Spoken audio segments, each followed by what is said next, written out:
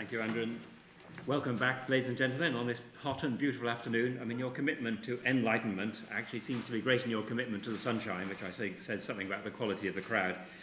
It's my very great pleasure and honour to introduce our next speaker, Professor Roger Scruton. Roger's going to deal with a theme that I think has woven its way through the whole of our deliberations. It really lies at the heart of our concern about the second-person perspective, namely the theme of accountability. Many of you will know Roger, but I bet very few of you know the stunning extent and the depth of his CV. He has specialised in aesthetics, I guess that's what he's best known for, but he's published over 30 books, including Art and Imagination, The Meaning of Conservatism, Sexual Desire, Philosopher on the Beach, Aesthetics and Music, Beauty in Our Church.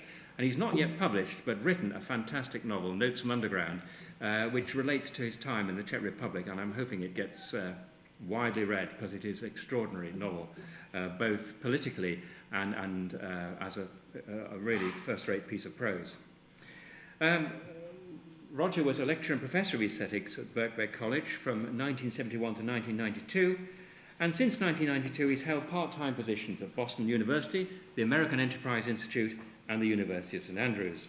He's also visiting professor of philosophy at Oxford University and a senior fellow of the Ethics and Policy Centre.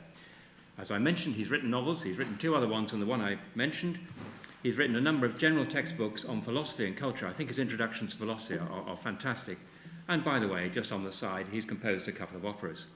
In addition, I'd like to say he's someone whose views have cost him to some extent, and I think he's one of the few people I do know who has had the courage to stand up for some ideas that have been extraordinarily unpopular. He hasn't yet been obliged to drink hemlock, but it's been a close-run thing. So, ladies and gentlemen, welcome Professor Roger Scruton.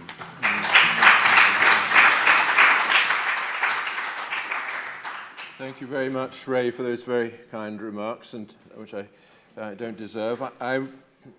As you see, my primary attachment is to a little farm in Wiltshire, and I'm only an amateur when it comes to the university these days. But I do keep up with my reading, and so and in particular with the reading of people like Stephen Darwell, and this has greatly influenced what I'm going to say. So I will put some headings on the board, on the screen, while reading from my text. Okay, so the headings will be slightly obliquely related. The first topic is relationality. And we've encountered at various moments in this conference the idea of the relationality of persons. You are a person by virtue of your capacity for and participation in personal relations. Many people have said that. But what are personal relations? They are the kind of relations that occur only between persons.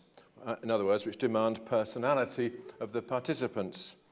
And then arises the worry expressed very clearly in the first of our sessions that we might be going round in a circle.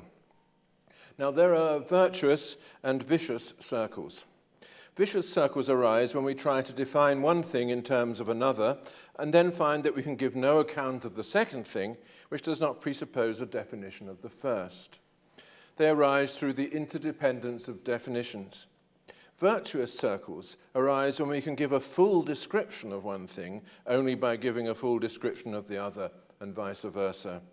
Full descriptions are not definitions, since they are not our point of departure in identifying something, but our point of arrival when we understand it. The resulting circle arises only subsequent to identification in the course of offering a full account of the thing defined. The relationality we are dealing with in the case of persons involves, I believe, a virtuous circularity of that kind. This doesn't mean that it is easy to say what we mean when we describe someone as a person, or that we can easily give an account of personal relations. We are standing here at the center of an enormous philosophical and psychological conundrum, which results, I believe, from a deep fracture in our worldview, and one that runs through language and runs also through each of us. We identify each other as human beings, members of a certain species, whose individual instances occupy positions in space and time. There should be no more problem about identifying an individual human being than about identifying an individual dog. But we identify ourselves also in another way, as I. Kant said that this distinguishes us from the rest of nature, and he was surely right. I can talk about myself in the first person, and when I do so, I utter propositions that I assert on no basis, and about which, over a vast number of cases, I cannot be wrong. But I can be wholly mistaken about this human being who is doing the speaking, so how can I be sure that I'm talking about it? How do I know, for example, that I am Roger Scruton and not David Cameron suffering from delusions of grandeur? In referring to myself, perhaps, I am referring to something other than the human being that you refer to when you point at me. Maybe I'm doing exactly what I say and referring to a self, an entity of which I'm immediately and incorrigibly aware. Now, credit is due to Wittgenstein for many things, but for none more than his attempt to undermine and dispel the illusion that self-reference and self-knowledge are directed to an entity that is private to the speaker. To cut the story short, there are privileges of first-person knowledge. By speaking in the first person, we can make statements about ourselves, answer questions, engage in reasoning and advice in ways that bypass all the normal methods of discovery. And as a result, we can participate in dialogues founded on the assurance that when you and I both speak sincerely, what we say is trustworthy. This is the heart of the I-you encounter, but it does not imply that that's an encounter between other things than human beings. Boethius, I think this might be the time to move on. Yes, Boethius gave us the medieval conception of the person as an individual substance of a rational nature, and I think Andrew referred to this at the very beginning of our talks. Kant broke away from that conception. For Kant, we are not persons because of our constitution, but because we can be treated in a certain way. Persons exist as ends in themselves, as subjects of the moral law, and as freely choosing beings. We don't know how this is possible, only that it is. The crucial idea for Kant was that of what he called transcendental freedom, the ability to act freely in obedience to the moral law, as a result of which we earn the respect of others and exemplify the peculiar dignity of the human condition. For Kant, we are accountable to the moral law. We act for reasons, and our reasons must conform to a standard whose a priori validity is contained in the very idea of free choice. That standard, the categorical imperative, tells us to measure our motives against a universal law, and in that way to see ourselves as instances of a kind. We judge ourselves by standards that we also apply to others, and the critical comparison is between what I do and what he, she, they, or we do.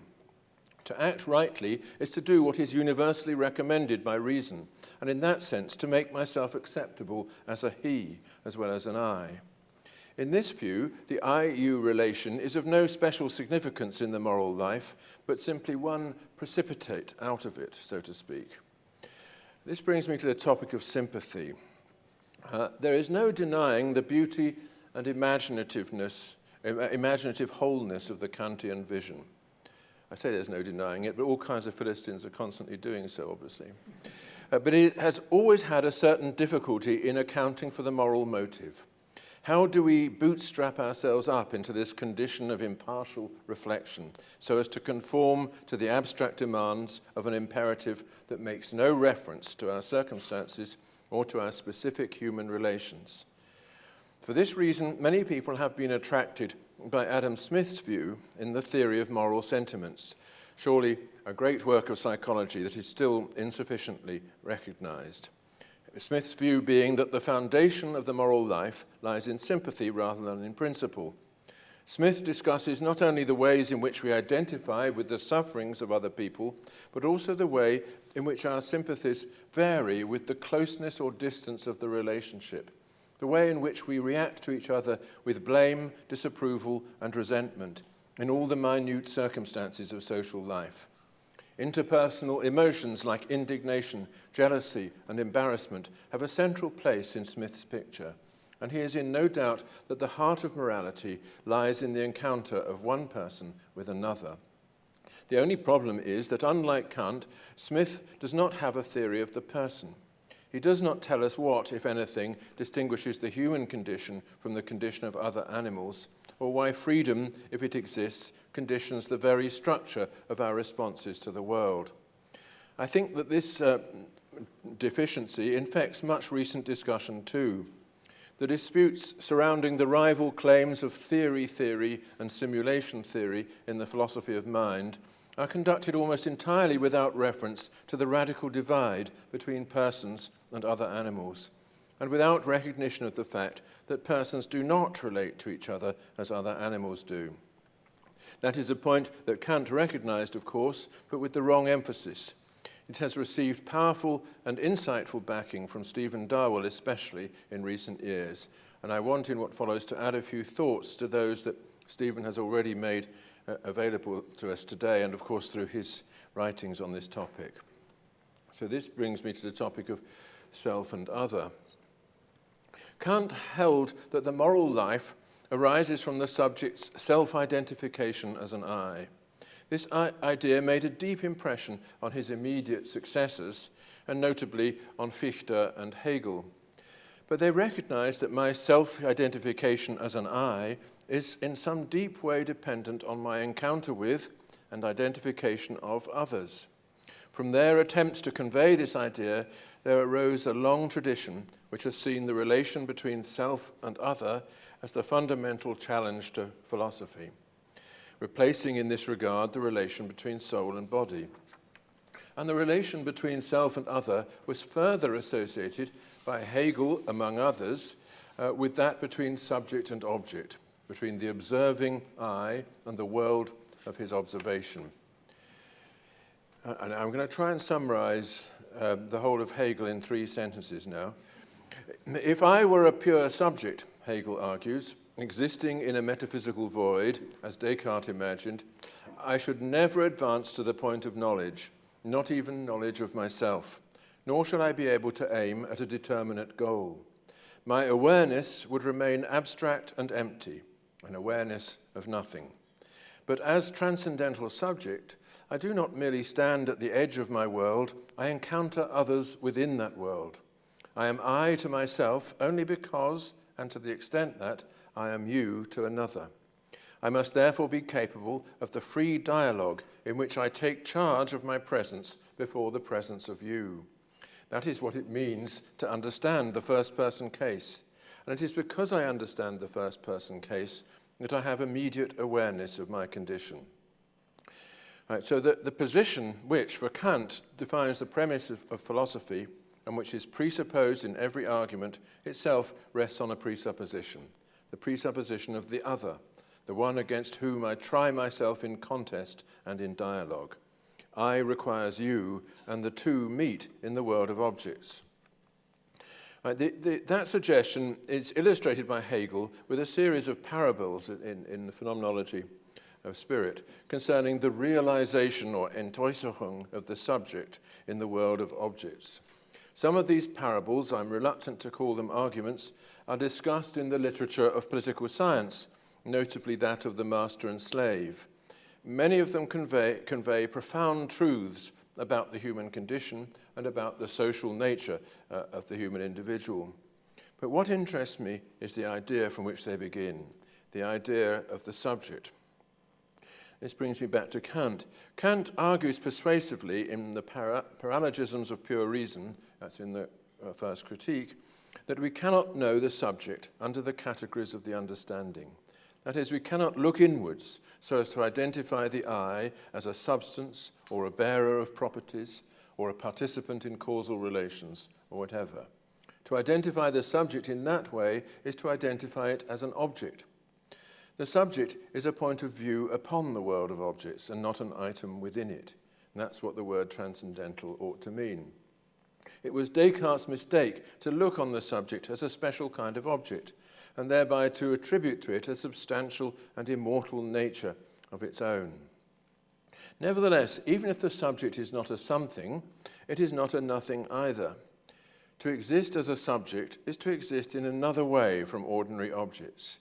It is to exist on the edge of the world, addressing reality from a point that lies just beyond the horizon and which no one else can occupy. We each address the world from a standpoint in which our thoughts and feelings have a special and privileged place. All that matters to me is present to me in thought, memory, perception, sensation, and desire, or can be summoned into the present without any effort of investigation. Moreover, I respond to others as similarly present to themselves, able to answer directly to my inquiries, able to tell me without further inquiry what they think, feel, or intend. Hence, we can address each other in the second person, I to you. On these two facts, I maintain, all that is most important in the human condition has been built: responsibility, morality, law, institutions, religion, love, and art. There results from this what I call the overreaching intentionality of interpersonal attitudes. This is not an elegant expression, but it's no worse than the transcendental unity of our perception.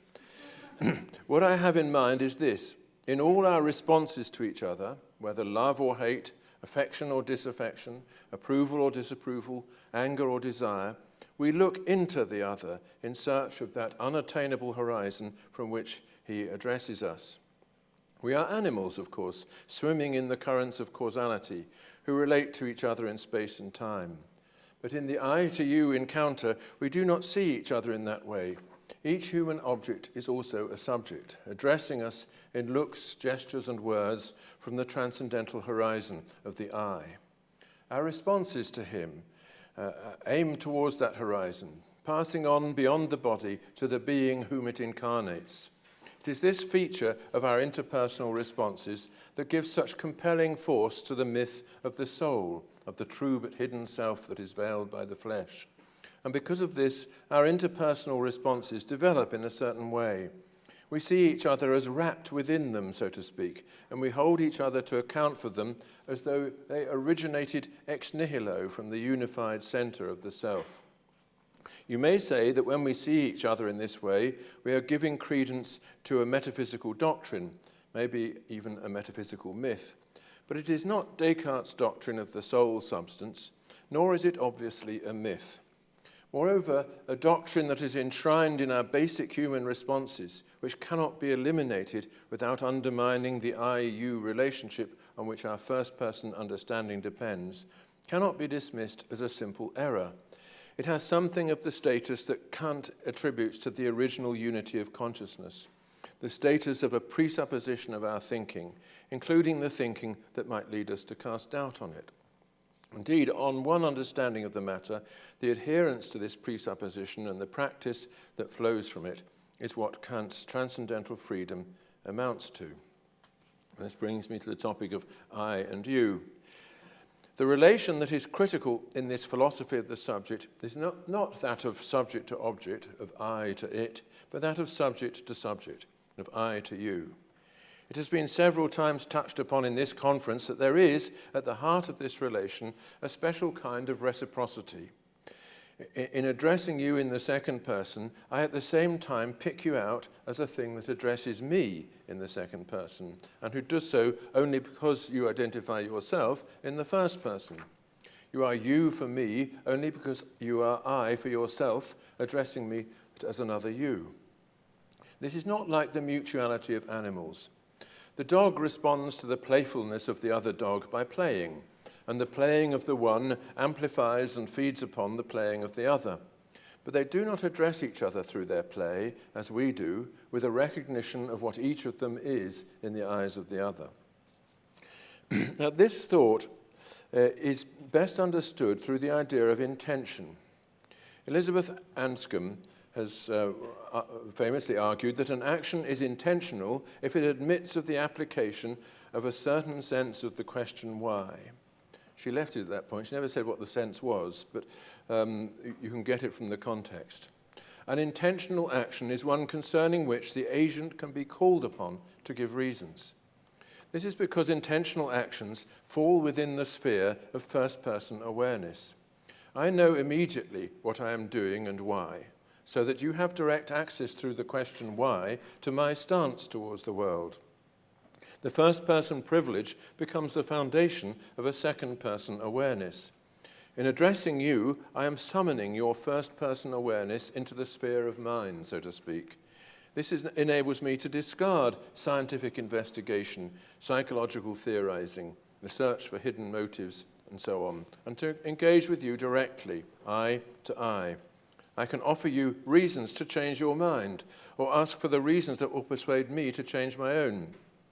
We stand before each other as in a special way in charge of ourselves, our sincere first-person statements being uniquely authoritative in the revelation of what we think, feel, and do.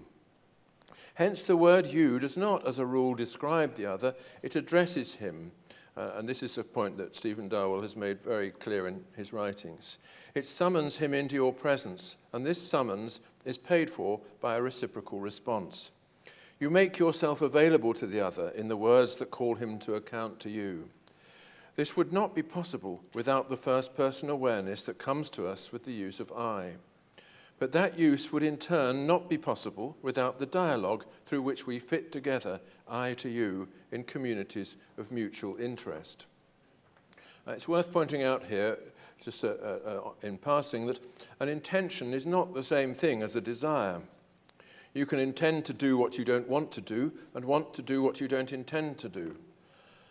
Intending something means being certain that you will do it and being prepared to answer why. Intending is not predicting either. I predict that I shall drink too much at the party tonight, but maybe the gods will favor me and I shall find the strength to go home sober.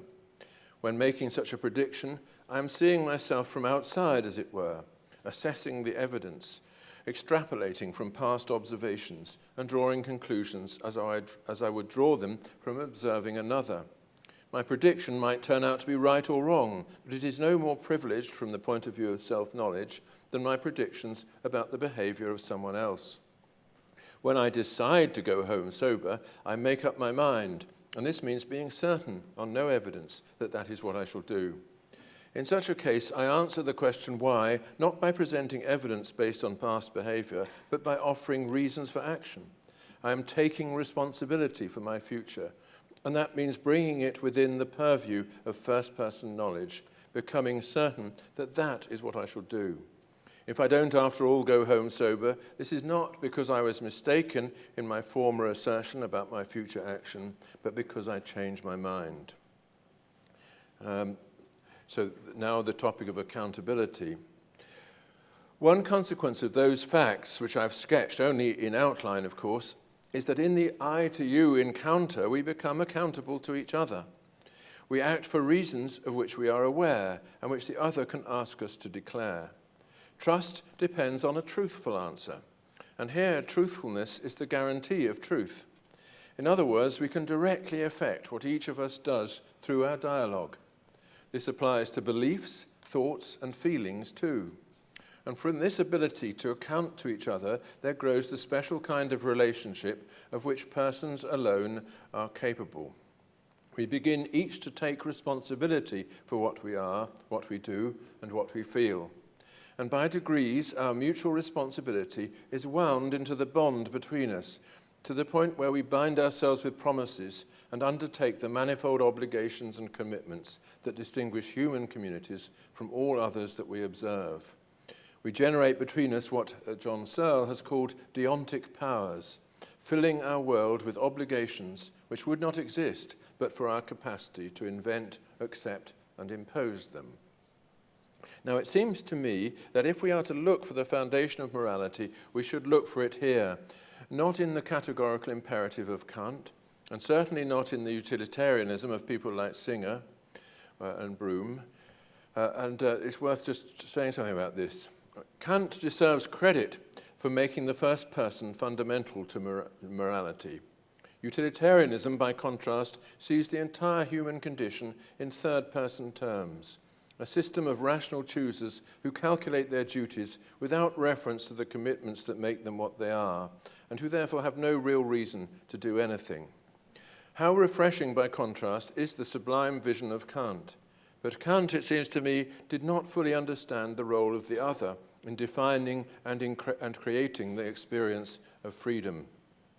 For Kant, we are accountable in the first instance to the moral law. The law binds all of us equally in an imperative that makes no reference to our sympathies and our personal ties. Accountability does not, however, originate there in that impersonal form of dutifulness. It originates here in my personal obligation to you. It is in the I-to-you encounter that children first understand the demand to tell the truth, to fulfill your promises, and to respect the other.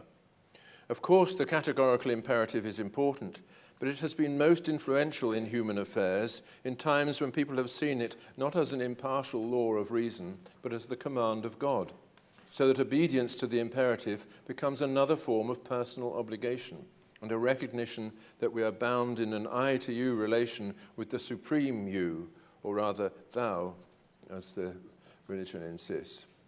I give reasons to you and ask for reasons in return. I explain myself through describing what the world means in my perspective. I am answerable to you for what I say and do, and you likewise to me. It is not that these features of our condition flow from our transcendental freedom, as Kant would put it. They are what freedom consists in. Giving each other reasons, holding each other to account, praising, blaming, and negotiating, working for the other's acceptance, and being in turn influenced to accept. These are all moments in an ongoing dialogue in which each of us aims his attention not to the body of the other, but to the first-person perspective that shines in his face and breathes in his words.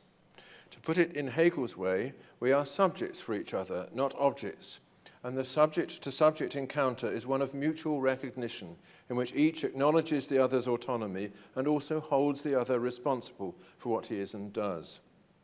My freedom is not an uncaused eruption into the world of human events. It is a product of my social condition and brings with it the full burden of accountability to the other and the recognition that his voice has just as much authority as mine. I'm going to the topic, moving towards a conclusion now, the topic of recentering. There is an important consequence of this accountability that lies at the heart of human communities, and I want to conclude by examining it. Because we face each other eye to eye and call each other to account for our attitudes, beliefs, and feelings, our entire emotional life is recentered. It ceases to be attributed to the organism, the it that incarnates us, so to speak, but to the I that speaks and looks from it. By our use of the word I, we create a new center of being. We set the body aside, as it were, replace the organism with the self, and present to others a target of their interest that is reserved and which must be made to sally forth in order to treat with those who address it. That is what I meant when I referred earlier to the overreaching intentionality of interpersonal relations. Others enter into dialogue with this thing called I and see it as standing in its sovereign arena, both part of the physical world and also situated on its very edge. Of course, it is not a thing in any substantial sense, and readers of Wittgenstein and Hacker and such people will be all too familiar with the misleading shadows that are cast here by our grammar.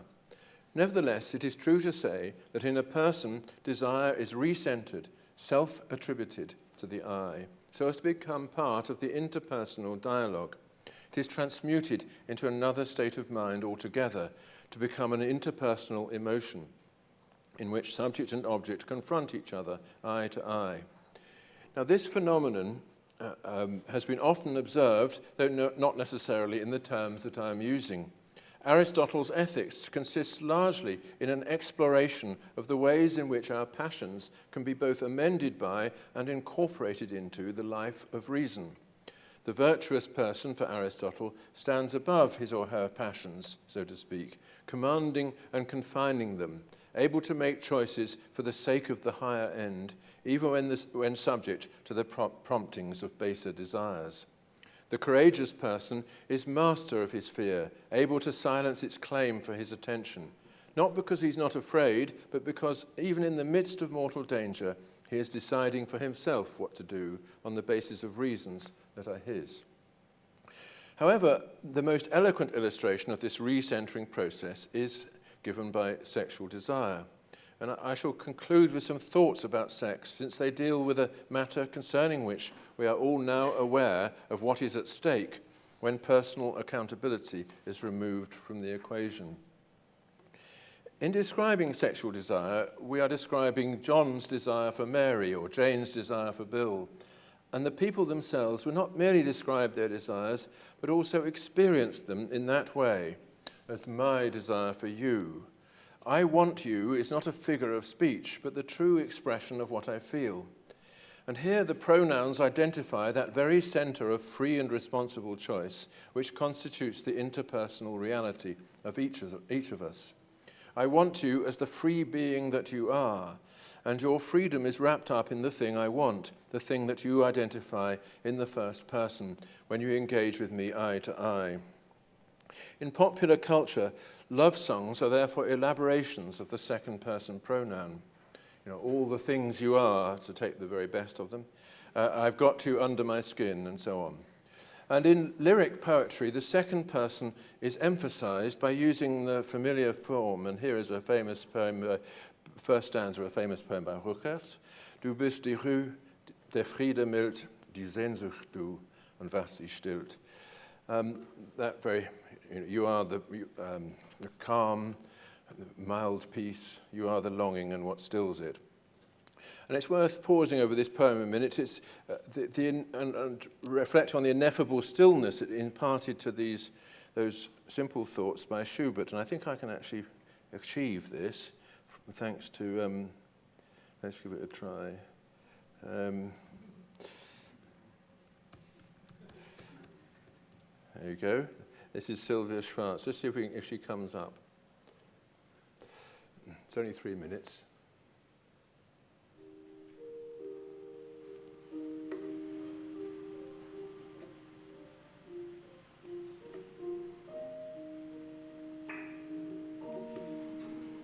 A bit louder even.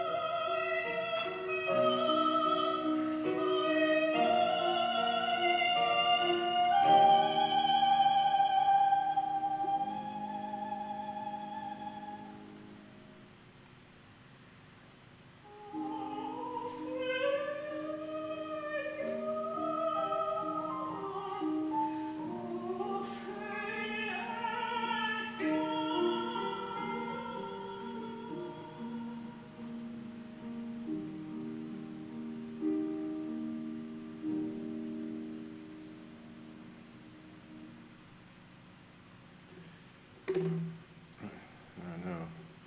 So, I think you'll agree that if that's not the most beautiful song ever written, it's nearly there.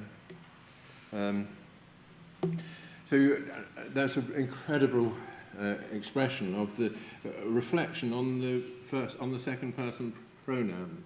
You notice how the three abstract components of erotic love, Ruhe, Friede, and Sehnsucht, are contained within the two little gates of Du that wall it in, so to speak. And Schubert's ineffable way of presenting this as something that's completely full of itself and perfected. So that takes me on back to reality. Kisses and smiles. So sex, so conceived, involves treating the other as a free subject and enjoying the mutual arousal that is possible only through the reciprocal interest in each other as self-conscious and free. The other may refuse to cooperate, may turn away in disgust, may act in ways that elicit shame and humiliation. But cooperation here is not just the offer of a body, it is a meeting of me and you. And I think this is important to recognize that this transformation of the body through the recentering of the emotion. The erotic kiss is not a matter of lips only, still more are the eyes and the hands involved, and surely Sartre is right to think that in the caress of desire, I am, as he puts it, seeking to incarnate the other. In other words, I'm seeking to bring into the flesh that I touch with my hands or lips the thing that Sartre calls freedom, but which I think would be wiser to call the first-person perspective. Sartre goes on to argue that sexual desire is inherently paradoxical, since it can succeed in its aim only by possessing another in his freedom. In other words, possessing another's freedom while taking it away. Now, I don't agree with that, though it probably accurately represents Sartre's experience of life. But I do think that the kiss of desire brings into prominence the peculiar ambiguity of the human face, which is both object and subject, flesh and spirit. The lips offered by one lover to another are replete with subjectivity. They are the avatars of I, summoning the consciousness of another in a mutual gift. So they're offered as spirit, but they respond as flesh. Pressed by the lips of the other, they become sensory organs, bringing with them all the fatal entrapment of sexual pleasure, and ready to surrender to a force that breaks into the I from outside. Hence, the kiss is the most important moment of desire, the moment in which soul and body are united, and in which lovers are fully face-to-face, and also totally exposed to one another. The pleasure of the kiss is not a sensory pleasure, it's not a matter of sensations, but of the I to you intentionality and what it means. Hence there can be mistaken kisses and mistaken pleasure in kissing, as was experienced by Lucretia, at least in Benjamin Britten and Ronald Duncan's version of the story, kissing the man she thought to be her husband and whom she discovered to be the rapist Tarquin, though too late to defend herself. Now, the presence of the subject in the face is yet more evident in the eyes, and eyes play their part in both smiles and looks. Animals can look at things, they also look at each other, but they do not look into things.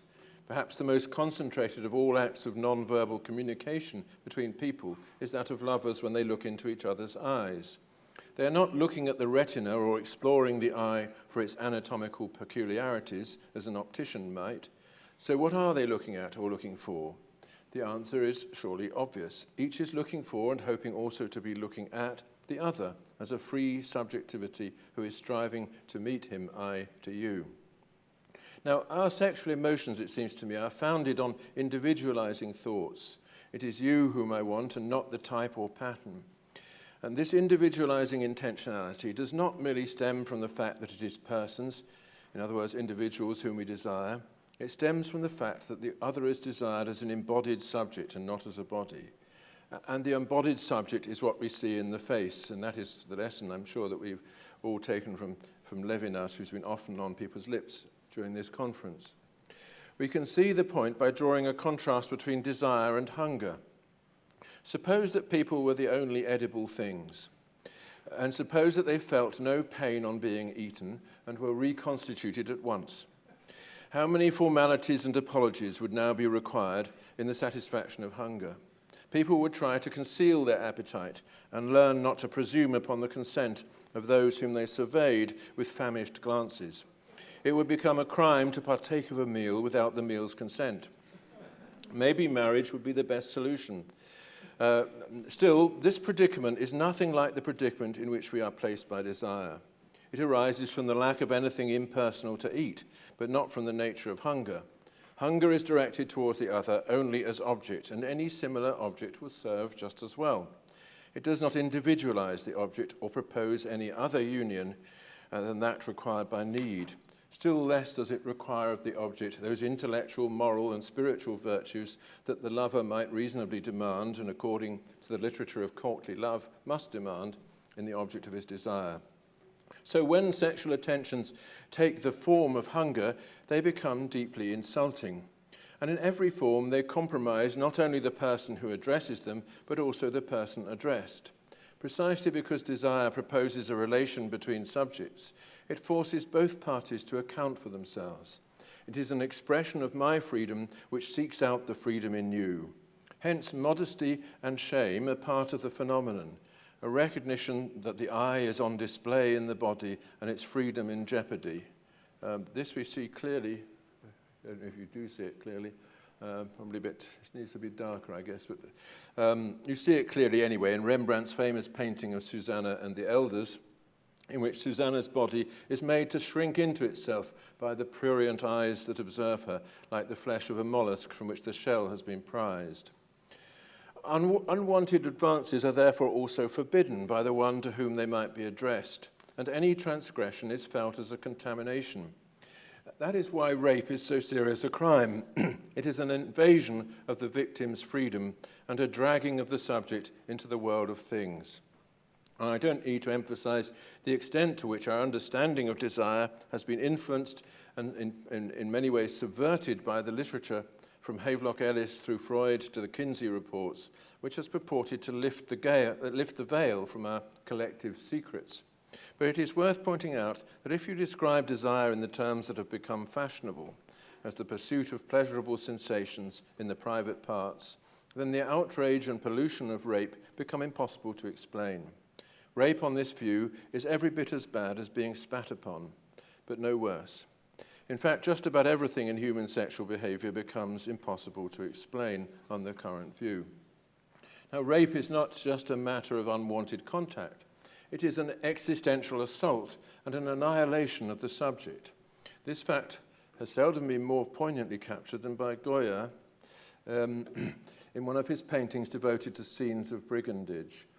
The girl in this painting, you can just about see her, is being relieved of her clothes by her captors, who handle the precious stuff with a concupiscent delicacy that is all the more excruciating in that we know how they are about to handle her. She hides from them, interestingly, not her body, but her face, the place where her shame is revealed, and by hiding which she does all that she can to withdraw herself from what is about to happen, to make it clear that this is not an I-you encounter in any sense. Sexual desire is inherently compromising, and the choice to express it or to yield to it is an existential choice in which the self is at risk. Not surprisingly, therefore, the sexual act is surrounded by prohibitions. It brings with it such phenomena as shame, guilt, jealousy, as well as joy and happiness. Sex is therefore deeply implicated in the sense of original sin, at least as I would describe it, the sense of being sundered from what we truly are by our fall from the world of subjects into the world of things. So I conclude with just a few remarks about decentering by way of contrast. A few footnotes, that idea. Just as our animal feelings can be and ought to be recentered in the I, so can these same feelings be decentered to become spectacles in the world of the it. That is to say, they can be experienced not as mine and as expressions of what I am, what I feel, and what I choose in relating to you, but as forces that impinge on me from outside, that prowl like vagabond winds in the world of objects, sweeping I and you away together on the crest of their indifference. Inevitably, we have heard a lot about pornography lately, and people are beginning to wake up to the very real threat that it poses to the emotional development of children. There is much talk of the objectification of the other, and of women in particular, and I do not deny that there is truth in these complaints, which have their roots in the same Kantian intuitions that have animated our secular worldview since the Enlightenment. But I think the complaints do not get to the heart of the matter. The real evil of porn lies not in its portrayal of other people as sexual objects, but in the radical decentering that it effects in the sexual feelings of the observer. It prizes sexual excitement free from the I-to-you relation and directs it to a nameless scene of mutual arousal in which arousal too is depersonalized, so as though it were a physical condition and not an incarnation of the self. This decentering of arousal and desire makes them into things that happen to me, occurring under the harsh light of a voyeuristic torch, so to speak, instead of being part of what I am to you and you to me, occurring under the soft light of our mutual accountability. So this decentering of our vital passions is not confined to the sexual sphere, of course. It is, we see it in many cinematic entertainments of our time, nor is the phenomenon entirely new. It is what Marx called fetishization, and what was discerned as such in the art of Hollywood by the mean-minded critics of the Frankfurt School. To some extent, it has to happen, and is not always a catastrophe. But we should recognize that if the feelings that serve above all other to attach us to each other, namely sexual feelings, are decentered, and if children learn these feelings, as they do so often today, from their decentered versions, we are bound to experience a vast change in the nature of human communities and a loss of the tender sentiments on which they depend. So I will stop there with that, just the reference to those two famous words of Flaubert, the Éducation sentimentale, which I think, is what all of this way of thinking is really leading to in the end. So, thank you.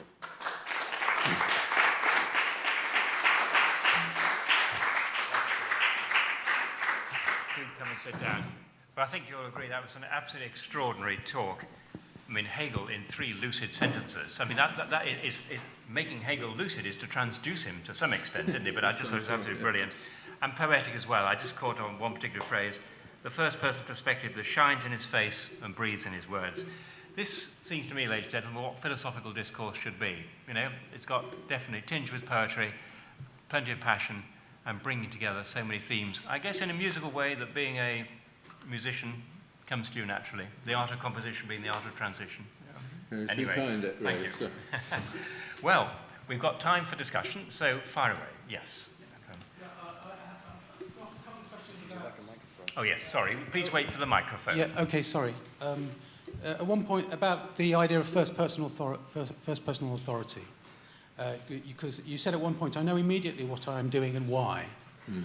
Well, one point you can make in that regard is that what I am doing could fall under multiple descriptions. I sit down to write a letter. What am I doing? I could be trying out my new desk. I could be practicing my handwriting. I could be trying to assuage my loneliness by getting in touch with an old friend, etc., etc., etc. I mean, there are multiple descriptions. So in what sense, there's the plurality of descriptions is already a problem, but also one could make the Freudian point that I maybe unconsciously I know that this old friend doesn't actually want to be in touch with me anymore. So there's a kind of vindictive element in the fact that I'm writing to him. So, but I may not be aware of that. So there's seems to me those features of action problematize the idea that we have an indefeasible first-person authority. Another situation I would think of is perhaps that's yes. Quite a good question. Yeah, so okay. Perhaps, Roger, would you like to? Yes, I mean, it is a good question. I would say, first of all, about the possibility of multiple descriptions, that this doesn't in itself defeat the claim that my actions that I do intentionally are known to me under those descriptions. I'm capable of knowing all those descriptions, and normally there's a whole wave of things which I haven't made explicit to myself, but I can under the impact of the question why asked by someone else, and that's part of what is important here. Bringing in Freud, however, of course, does complicate things, and just in what way depends upon what authority you attribute to Freud. I attribute virtually none. but other people think that it's very important. I suppose I'm tempted by the Wittgenstein's view that the criterion of truth of a Freudian analysis is the extent to which it can be brought into the first-person awareness under the pressure of the psychotherapeutic process. But other people would disagree with that. But one thing you could say is that, yeah, there is a whole aspect of ourselves which is part of our motivation but is hidden from us. But that can't actually be part of what we are for each other until brought in to our human relations by some kind of therapeutic process. So in the end, it's the extent to which it can be brought into this thing that I'm describing that makes it real for us. Well, I think many psychoanalytic theorists would agree with that the ultimate criterion of the validity of the interpretation would be that it is accepted by the analysand as an accurate interpretation. And that puts the first-person privilege again at the centre of things. Yeah. The other situation I was thinking of is, say, a situation of a jazz improvisation where suddenly I play a descending whole tone scale. Do I know why I'm doing that? It's a spontaneous act that somehow fits into the pattern of the improvisation, but do I really know why I do it at that moment?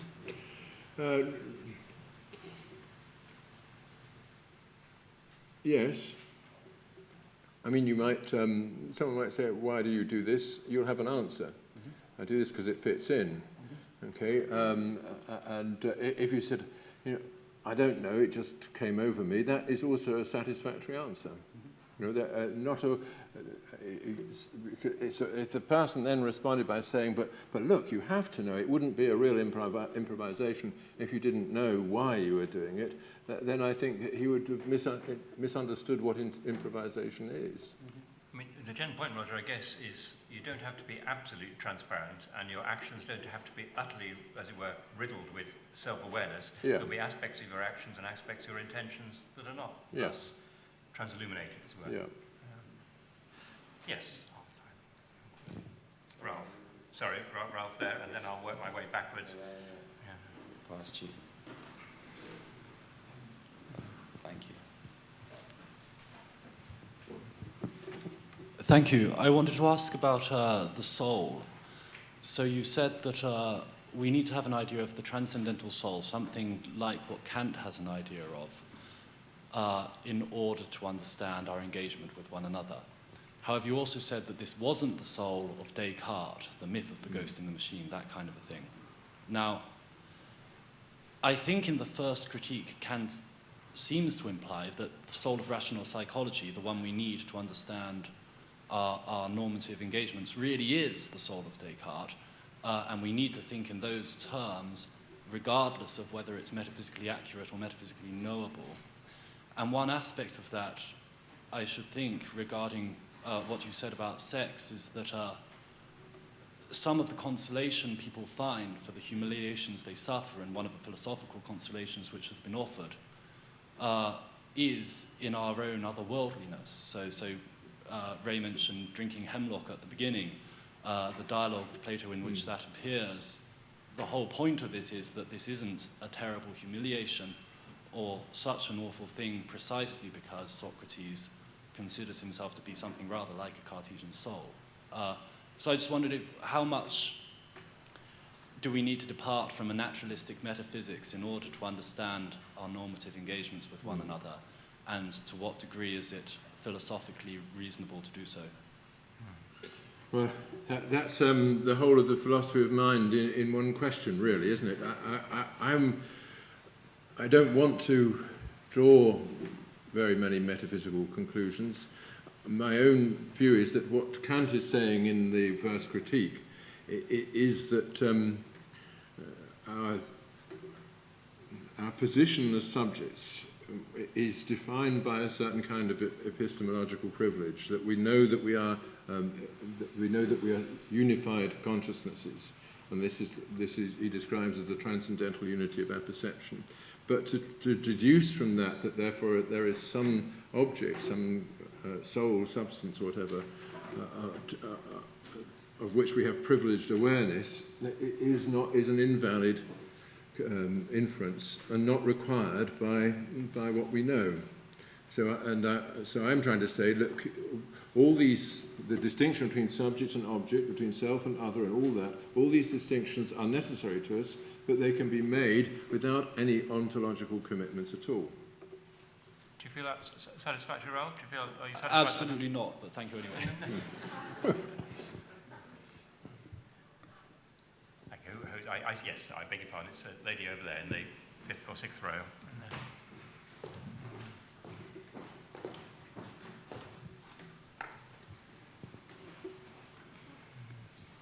Thank you so much for your talk. I actually also had a question about the notion of the soul. I'd like to try to relate what you said here with an essay that you recently published in a collection that was put together by Wenzel van Hoystein on the self. I believe it was called Neuro-Nonsense. And at the very end, you offered a very sort of tentative defense of the notion of the soul. And if I'm recalling it correctly, I believe you turned to the Aristotelian notion of form as a way to hint toward how you might spell that out. And so I wondered if you could relate today's account of subjectivity that you gave us in terms of the first-person awareness that emerges in the midst of IU accountability to the Aristotelian notion of form. Is there a connection there? Do you see a connection there? This is very depressing because I don't think I agree with what I wrote in that essay on the soul.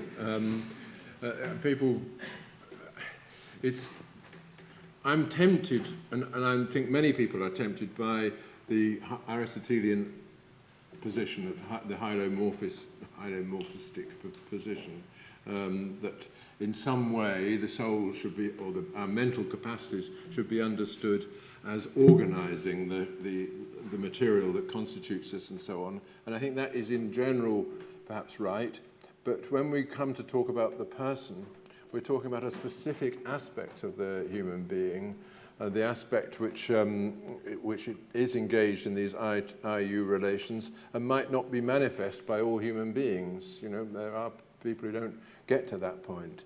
And so I think we have to describe it independently, see what it is independently.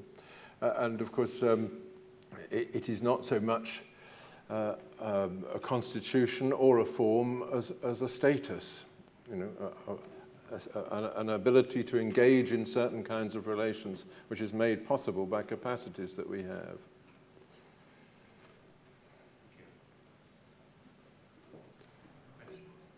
Just bouncing in that case, Ralph, we'd like to have a second helping, because your question essentially was, how far does one need to depart from metaphysical naturalism in order to be able to capture the kinds of things that Roger felt were central to the I-thou relationship? That was the burden of your question. Do you want to have another go? Well, you've had it for him. Why don't I just say a bit more then?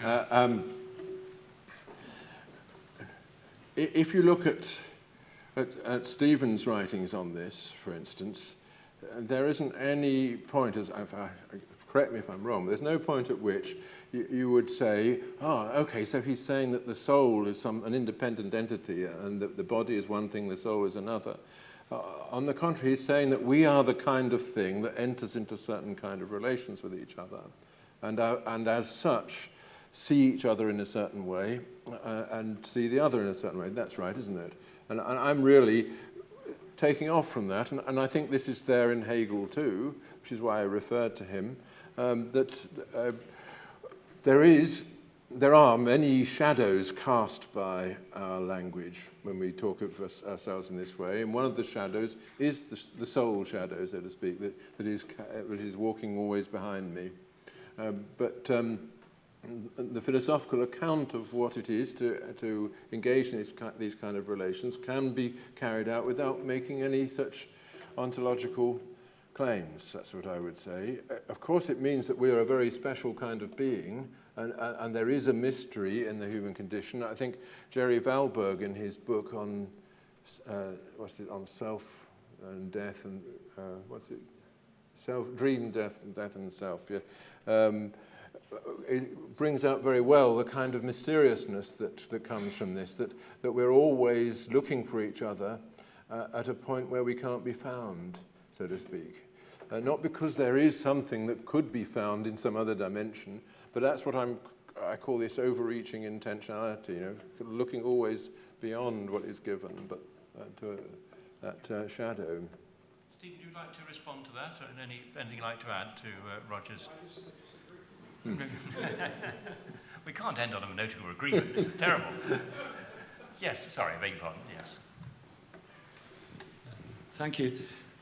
Early on in your talk, when you were talking about the transcendental I, you put up on a slide the phrase, not a something but not a nothing either, which I know you will know is a phrase from the Investigations, not the Tractatus, where Wittgenstein has a transcendental I. Right.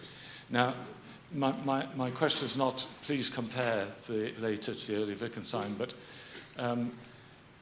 do you see this as an attempt to domesticate, as it were, internalize the transcendental, and yet preserve the sort of power that you think it has in its classic transcendental form?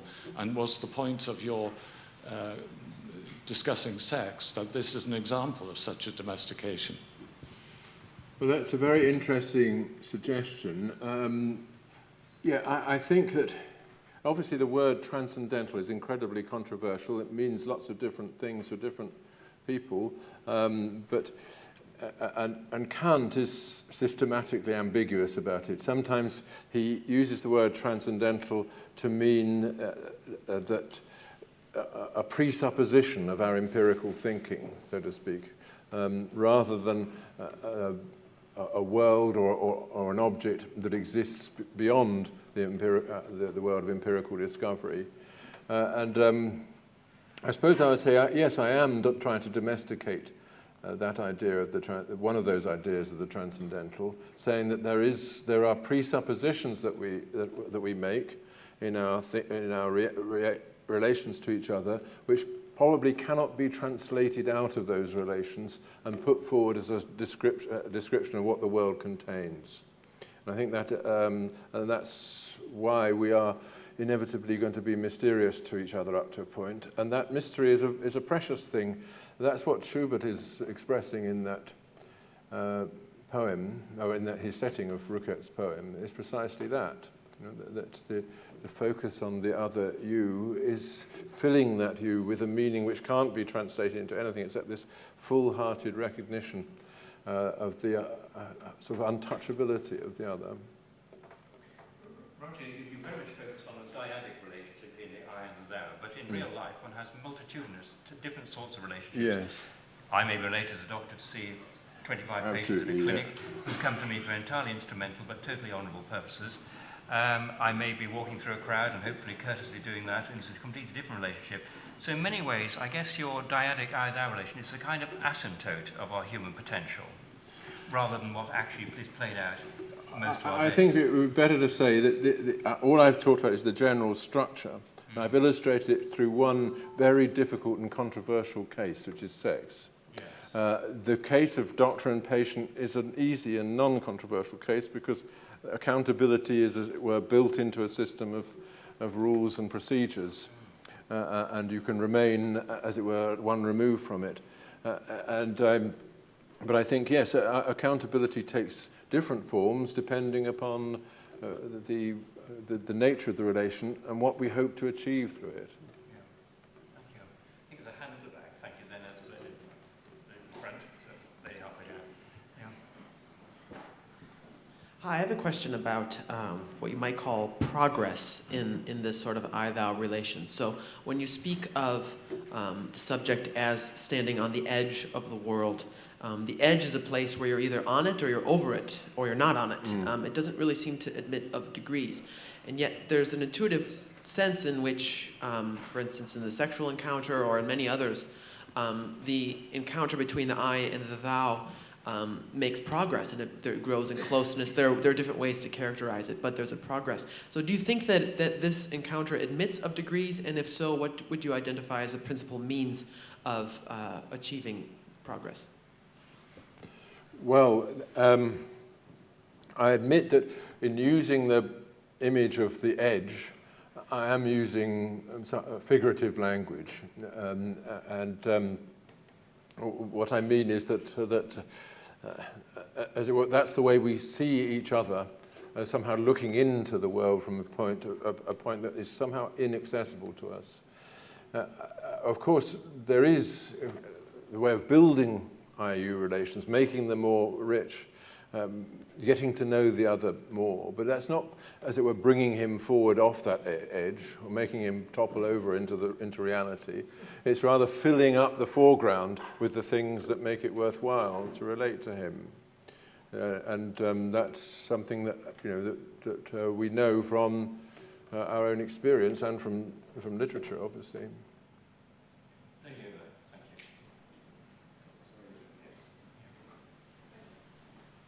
Would you mind passing that?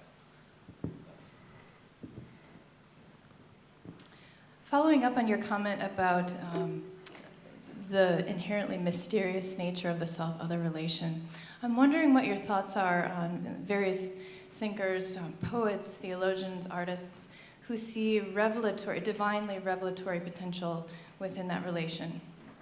I'm thinking of Simone Weil, who between the person who's suffering and the person who's having compassion, there's this presence and absence that mirrors the presence and absence of God. Or in John Donne's erotic poetry, the presence and absence of the lover participates in a sacramental way in the presence and absence of God to creation. So is there something theologically significant, do you think, to the mystery of that relation?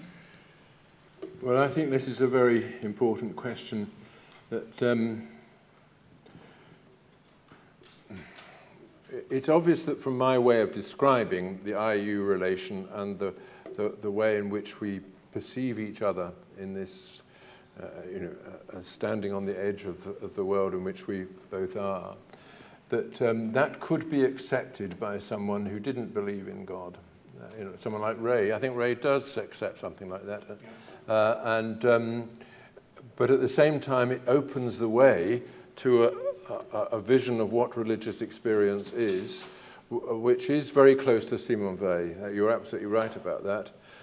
And also to something that Andrew talked about in the opening talk, when he referred to the act of joint attention, one subject in which is God. That we sometimes have that experience of joint attention without being able to identify who the other is, except in those terms. And perhaps truly saintly people go through life like that, seeing the world with that invisible other who knows it in another way, but joining his attention to that other's attention. And so you can, from this kind of picture, build up a fairly enriched view of what the religious experience is like, even in a world like ours, which seems to contain so many obstacles to it. Good cue to bring in Andrew here. Roger, I hope you don't mind if I ask you a slightly broader question, but I enjoyed listening to your presentation so much, and all the erudition and all the different themes, the humanity and so on. The way that you talk is not as prevalent as perhaps it should be in the upper echelons of academia. There are many, many academics who are very good at their disciplines, and they have a broad education as well. But it's not quite as common as perhaps what one would like. So if you had a chance to organize a university or a school, may I ask you to just express what would you like to see happen in such institutions? Thank you. Well, you saw that,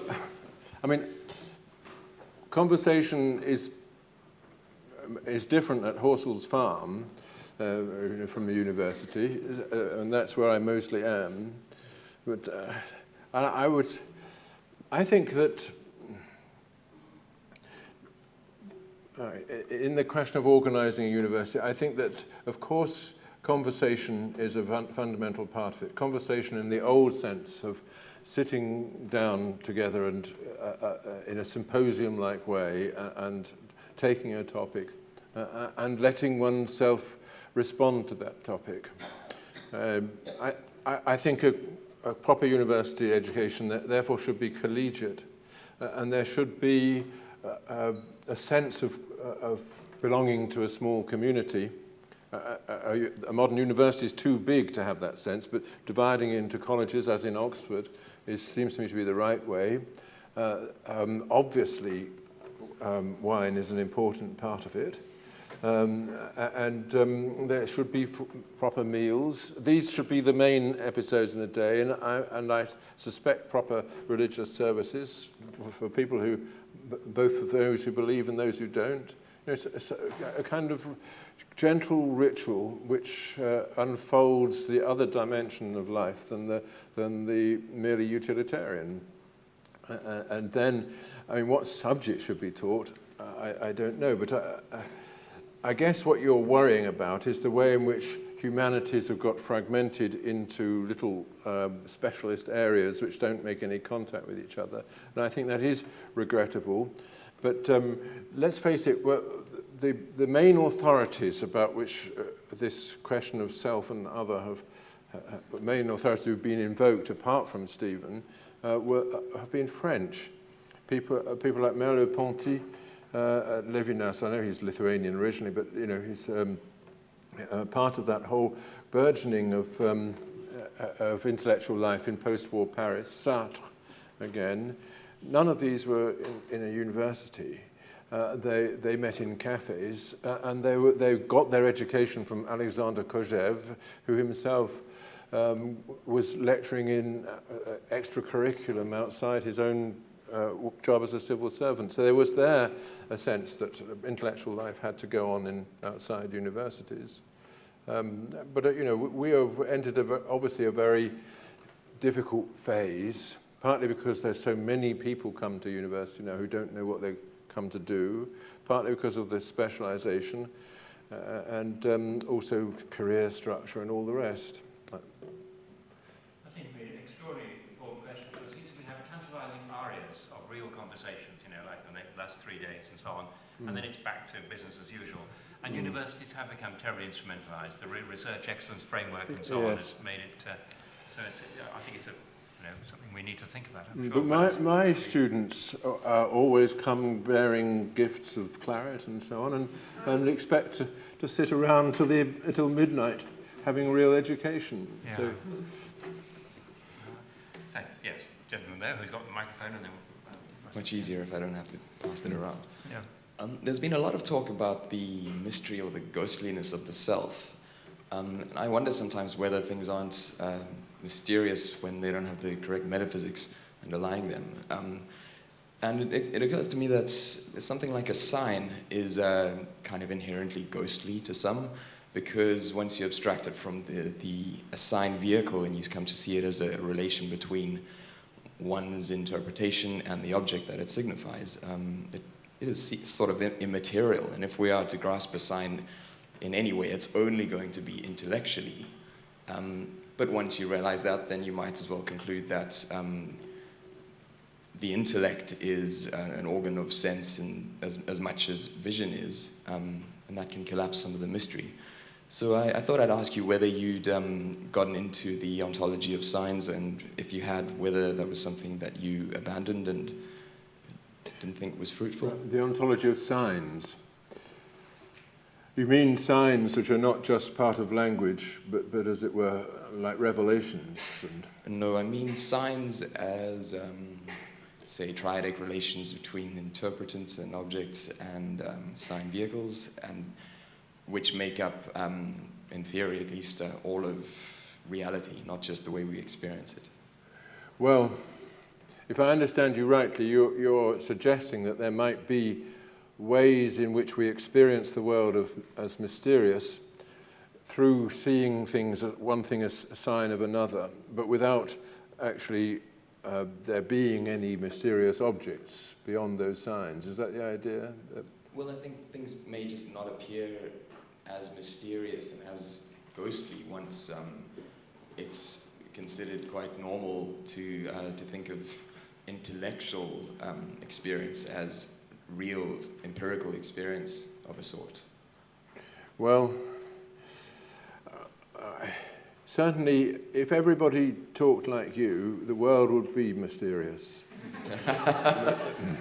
In a very beneficent way, Yeah. Yes. I saw some hands. Yes, gentleman there. And then the lady at the back, yes.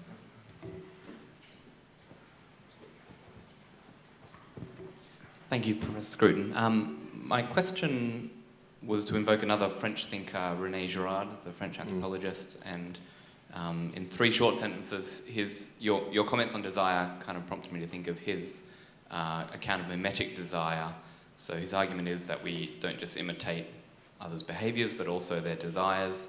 And so put 2 children in a cot, one desires the ball, the second imitates, and this can kind of spiral into a cycle of violence. And he wants to use this to account for a scapegoating mechanism.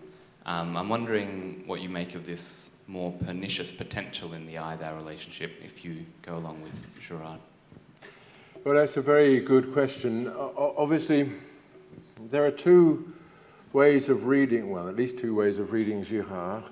One is that he's really talking about the preconditions of the I-thou relation. You know, that he's talking about human beings, the human beings before properly accountable relations have come between them.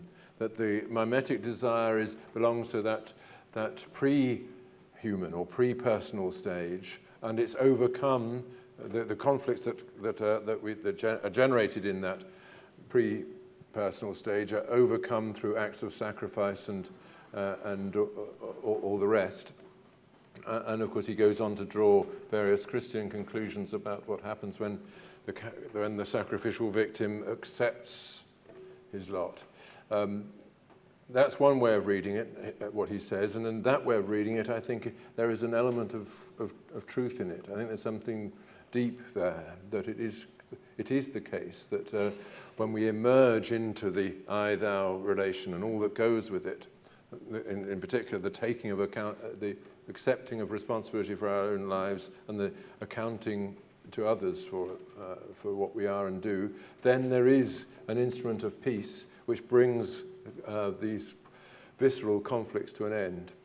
But there is another reading which says that this is there all the time in human communities, that there is only mimetic desire, then the sacrificial explosion, and then it all starts again. And I think that we may be moving back in that direction. Yeah, but on the whole, I think that is not true. I mean, we in this room are obviously in a completely post-conflict stage in our development, I would have said.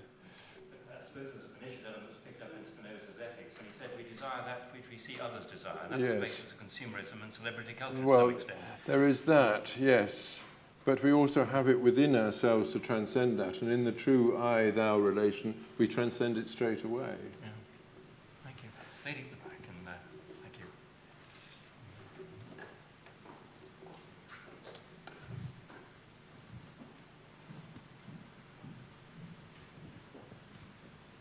Thank you, Professor Scruton. My question has to do with an interest I had with your using the second personal connection and then applying it to the paradigm of the sexual encounter, and using that to say that things like pornography or fetishes are detrimental to some true second personal encounter in the sexual act.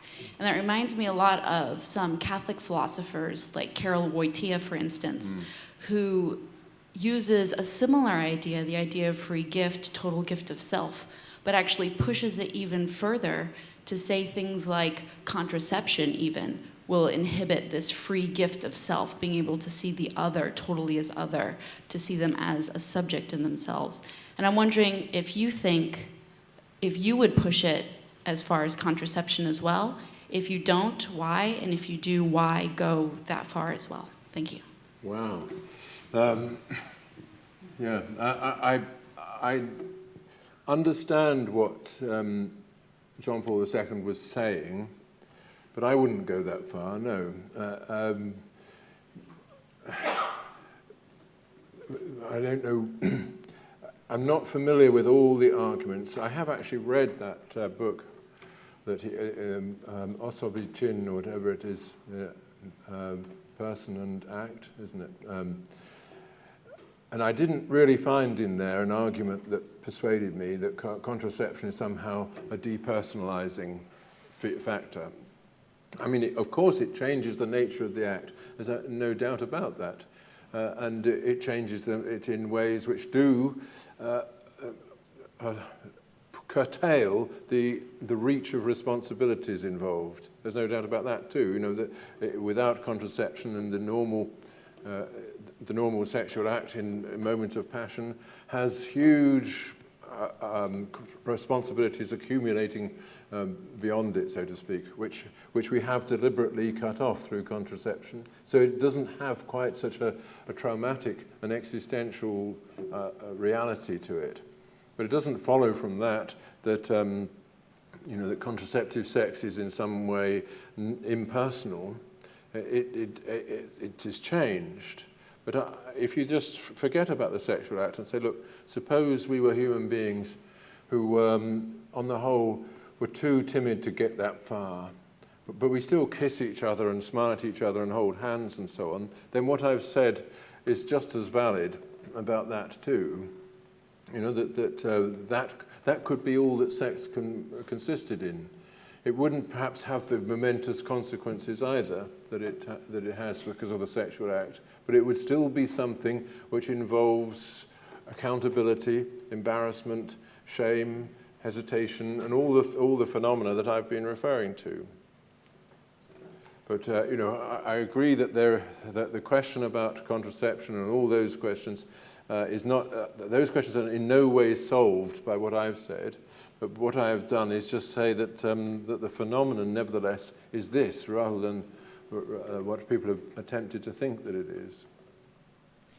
Alas, we've reached the end of our time, and it just remains me to thank Roger for an amazing hour and a half, and it's been brilliant. Thank you. Thank you.